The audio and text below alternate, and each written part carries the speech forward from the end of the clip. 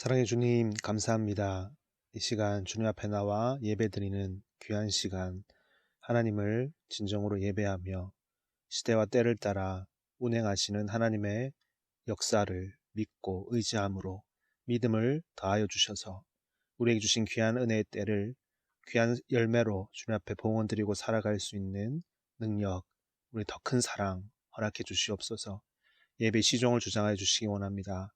모든 것 예수님 이름으로 기도드립니다. 아멘. 오늘 주신 말씀은 갈라디아서 5장 말씀입니다. 내가 이르노니 너희는 성령을 따라 행하라. 그리하면 육체의 욕심을 이루지 아니하리라. 육체의 소욕은 성령을 거스르고 성령은 육체를 거스르나니 이 둘이 서로 대적하므로 너희가 원하는 것을 하지 못하게 하려 함이니라. 너희가 만일 성령의 인도하시는 바가 되면 율법 아래에 있지 아니하리라. 아멘. 너희는 성령을 따라 행하라 제목으로 말씀 전하겠습니다. 성령을 따라 행하라. 이것은 구원받은 성도들이 살아가야 할 삶의 방식을 말합니다. 구원 얻은 성도들에게 열려진 축복의 말씀입니다. 그리고 이것만큼 구원받은 자들이 살아갈 분명한 길은 없는 것입니다. 성령을 따라 행하라. 이 말씀을 꼭 붙잡고 살아가면 되는 것입니다. 바울은 그러면 어떻게 된다고 말합니까? 거룩해진다. 죄를 이기고 살아가게 된다라고 말합니다. 이것만큼 희망적인 메시지가 어디에 있습니까? 세상에 그 어떤 메시지가 이런 희망을 줍니까? 어떤 희망적인 메시지가 있습니까? 그것은 거짓이요 속임이 아닙니까? 고린도후서 11장 13절을 보면 그런 사람들은 거짓 사도요 속이는 일꾼이니 자기를 그리스도의 사도로 가장하는 자들이니라. 이것은 이상한 일이 아니니라. 사탄도 자기를 광명의 천사로 가장하나니 그러므로 사탄의 일꾼들도 자기를 의의 일꾼으로 가장하는 것이 또한 대단한 일이 아니니라. 그들의 마지막은 그 행위대로 되리라. 사단은 광명의 천사로 다가온다. 그처럼 사단의 일꾼들을 또한 사탄의 모습처럼 광명한 사람으로 다가온다고 말합니다. 자유를 주는 것처럼 구원을 주는 것처럼 그런 메시지를 던지지만 실제로는 도 속가매어서 그 진리로부터 멀어지게 만들려는 것입니다. 그러나 우리는 성령을 따라 살아갈 수 있으니 얼마나 감사한 것입니까? 이 분명한 자유의 길이 있으니 분명한 거룩의 길이 있으니 얼마나 귀한 것입니까? 여기 성령을 따라 행하라 라는 말은 성령을 의지하여 라는 말입니다. 내가 나를 의지하지 않고 나의 목소리, 내 심년의 목소리를 들으라 라고 말하지 않습니다. 먼저 성령이 어떻게 인도하시는지 더욱 관심을 가지고 거기에 나를 복종시키는 것을 성령을 따르는 것이라고 말하는 것입니다. 성령은 예수 그리스도를 통해서 옵니다. 내가 보내겠다라고 예수님은 말씀하셨습니다. 내가 성령을 보내겠다. 성령은 우리가 기도할 때 말씀을 통해서 우리에게 강력히 임재하십니다. 그래서 기도하는 자, 말씀을 중심 삼는 자에게는 어떤 모습이 나타나냐 하면 앞에 놓여진 문제에 대해서 조급해지지 않는 모습이 드러납니다. 그 문제가 크지만 마음을 잃어버리지 않습니다. 반대로 어떨 때 우리 마음이 조급해지고 마음을 잃어버립니까? 불안해집니까? 이런 소리를 들을 때입니다. 넌 안 돼. 넌 여전할 거야. 넌 여전히 죄인이야.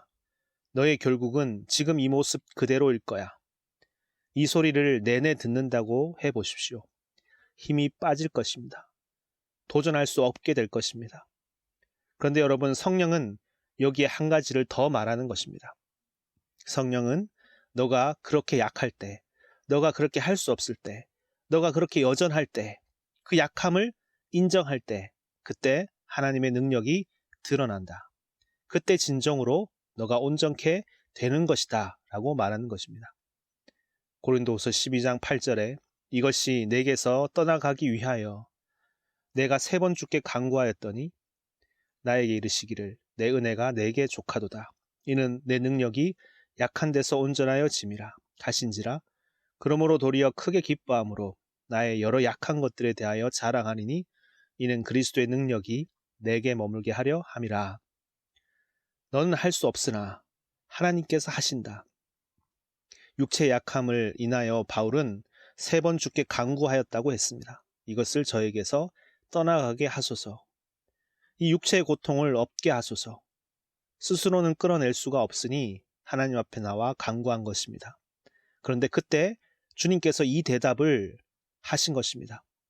너의 약함에 대해서 할 수 없다는 그 반복된 생각의 고리를 끊을 수 있는 능력은 그 약한 그곳에서 내가 나를 의뢰하는 것을 놓아버리는 그 자리에서 줄을 붙드는 그 자리가 귀하고 복된 것이어서 바로 그때 성령께서 도우셔서 분명히 온전케 되는 그 길, 이것만이 유일한 길이다. 너가 지금 그 자리에 있으니 충분하다고 말씀하시는 겁니다. 바울은 분명히 알게 되었고 이제 새로운 지경, 새로운 세계의 눈이 열린 것입니다. 그래서 말합니다. 여러 약한 것들에 대해서 자랑하리니 이는 그리스도의 능력이 내게 머물게 하려 함이라. 여러분, 우리를 무너뜨리는 많은 것들이 있습니다. 그 중에서 가장 힘든 것이 무엇일까요? 그것은 내가 과연 될까? 가능할까? 내 안에 확신이 없는 모습을 스스로 보는 것입니다. 이런 생각이 들어와 나에게 말할 때, 나를 주장하게 될 때 가장 힘이 든 것입니다. 과연 될까?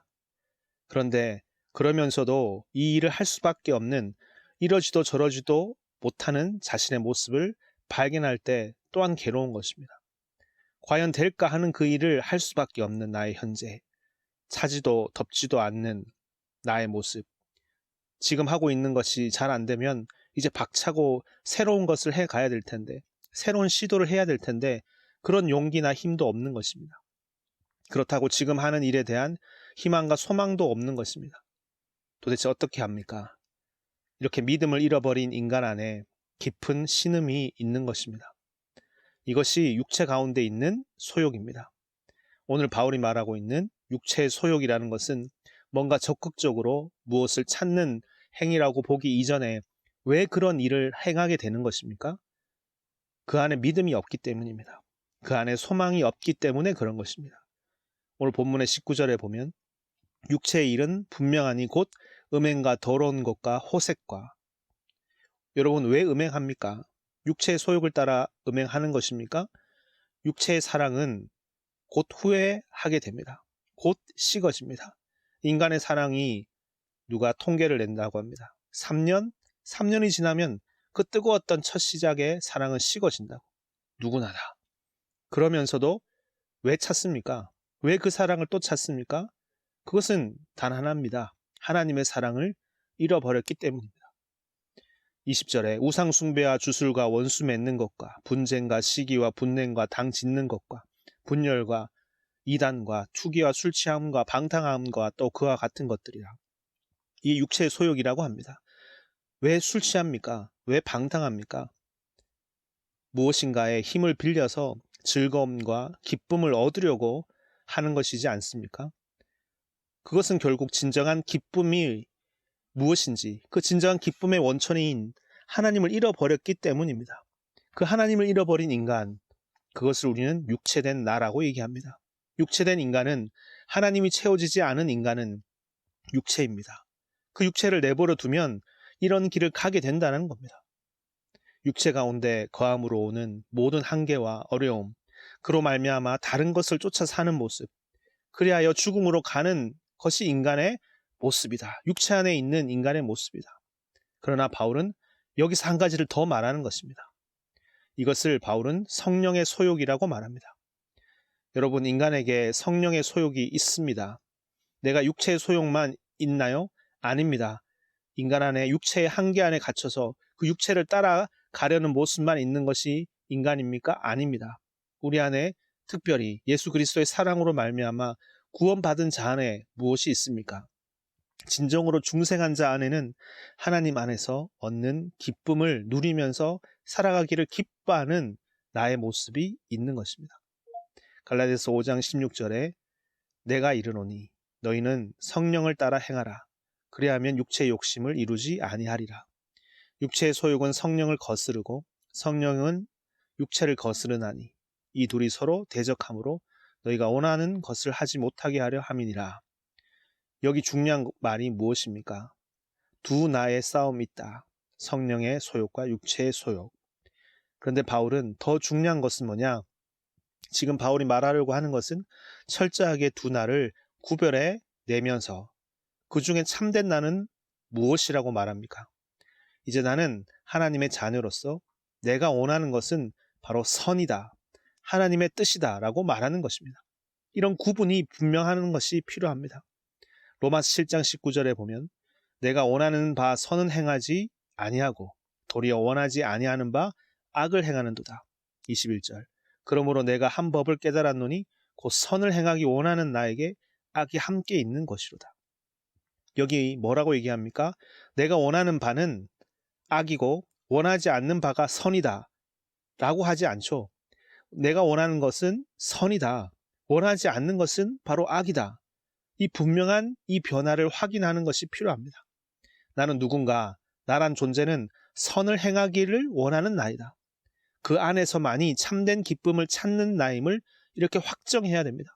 이제 나는 이전에 만족을 준다고 하던 다른 것으로는 만족이 결코 없음을 알고 이것을 분명히 해놓고 이제 싸움의 현장에 들어가 있어야 되는 것입니다. 그리고 그때 기억해야 할 것은 이 싸움은 이긴 싸움이라는 것입니다. 갈라디아서 5장 16절에 내가 이르노니 너희는 성령을 따라 행하라. 그리하면 육체의 욕심을 이루지 아니하리라. 성령의 소욕은 육체의 소욕을 거스른다 하였습니다. 이 말이 어떤 확신이 있는 것입니다. 그냥 말하지 않습니다. 희망이 이 안에 있습니다. 이럴까 저럴까 늘 반복되고 늘 한계 안에 갇혀있는 인간으로서 말하지 않습니다. 우리는 불가능한 육체 안에 갇힌 인간에 대해서 보았습니다. 그러나 성령의 소욕은 그 무엇도 이기지 못하던 그 육체의 소욕을 이긴다. 우리가 치열하지만 그러나 이긴 싸움이다. 우리는 혼자 싸우는 것이 아니라 바로 성령을 따라 살아갈 때 반드시 승리한다는 것을 바울은 전하고 있는 것입니다. 여러분, 오늘 우리가 이 한 가지를 붙들기 원합니다. 그 성령을 우리가 구하고 또 구하고 살아가는 자들. 이것이 우리에게 주어진 성화의 길이고 우리의 삶의 방식이 되어야 할 것입니다. 우리가 이 시간 기도할 때 다시 그 성령의 인도하심을 따라 살겠습니다. 매일매일 그렇게 살아서 아름다운 열매를 맺으며 사는 자가 되기 원합니다. 이 분명하고 확실한 길이 우리에게 놓여 있으니 그 길을 힘차게 가기 원합니다. 고백하시면서 살아가는 오늘 하루 되시기를 축원드립니다. 아멘. 기도하시겠습니다. 사랑의 주님, 주께서 우리에게 허락해 주신 이 귀한 생명의 길, 그것은 성령께서 인도하시는 길이요. 그것은 반드시 아름다운 열매를 맺게 되는 길임을 고백합니다. 육체의 나와 성령의 나의 모습이 있지만 하지만 이 싸움은 성령의 소욕을 따라 사는 자에게 반드시 승리를 주시는 하나님의 길임을 고백합니다. 예수 그리스도를 믿음으로 예수 그리스도를 아는 그 지식으로 우리는 살아가기 원합니다. 다른 길이 아니라 오직 성령께서 인도하심으로 우리가 온전케 되는 길임을 굳게 믿고 살아가는 우리들 되게 도와주시옵소서. 모든 건 예수님 이름으로 기도드립니다. 아멘. 주기도만 하겠습니다. 하늘에 계신 우리 아버지여, 이름이 거룩히 여김을 받으시오며 나라 임하옵시오며 뜻이 하늘에서 이루어진 것 같이 땅에서도 이루어지이다. 오늘날 우리에게 일용할 양식을 주옵시고 우리가 우리에게 죄 지은 자를 사하여 준 것 같이 우리 죄를 사하여 주옵시고 우리를 시험에 들게 하지 마옵시며 다만 악에서 구하옵소서.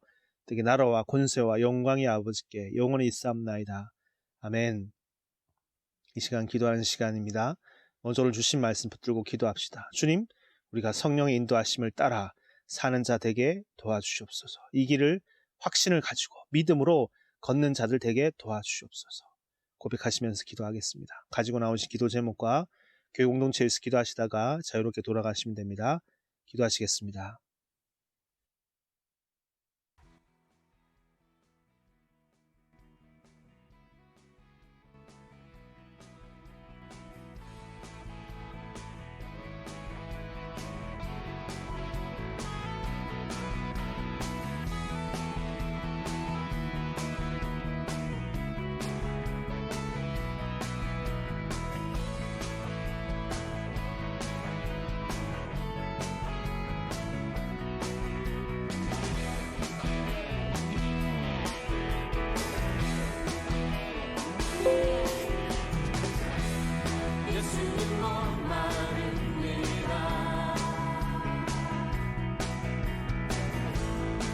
주여 이름 부소서 주님의 사모